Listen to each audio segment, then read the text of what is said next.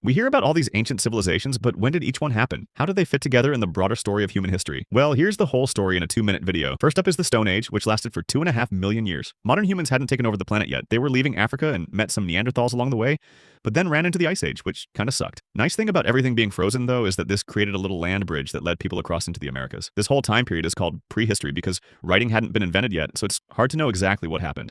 But that would all change right around 3000 BC or BCE. Why was this a big deal? Well, for the first time ever, we got so efficient at growing food that we didn't need everyone to be a farmer. Some people could make advanced tools instead, which helped you grow more food, which let people do more non-farmer stuff. This spiral of wealth was insane and led to things like cities, math, the wheel, irrigation, writing, and government. People were so advanced that instead of picking up rocks and calling them tools, they invented metal, bronze to be exact. So people call this the Bronze Age. This was mostly happening in Mesopotamia, Egypt, China, the Indus Valley, and Greece. Egypt somehow built the pyramids this early in human history, which is why we have so many conspiracy theories about them. Tragically, around 1200 BCE, many of these Mediterranean Bronze Age civilizations kind of just got wiped off the map.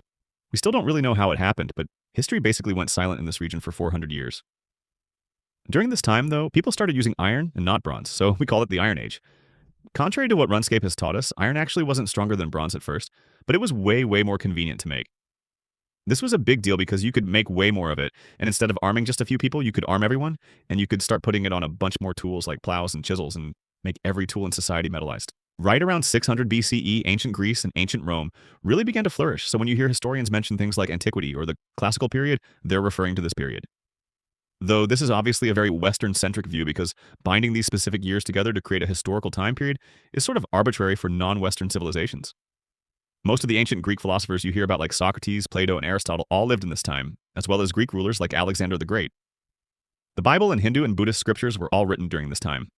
Most of the things that you associate with ancient China, like Confucianism, papermaking, and the Silk Road, happen here, especially during the Han Dynasty, and most Chinese people even today are called Han Chinese.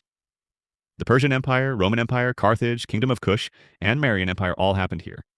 And the Golden Age for both India and the Mayans happened around the end of this time period. Now, this time period of classical antiquity would end with the Western Roman Empire collapsed, and Europe would enter its dark ages. After ancient history was the Middle Ages, from this point up until the 1500s, when the Americas were discovered and the Renaissance started. And everything after the 1500s is called modern history.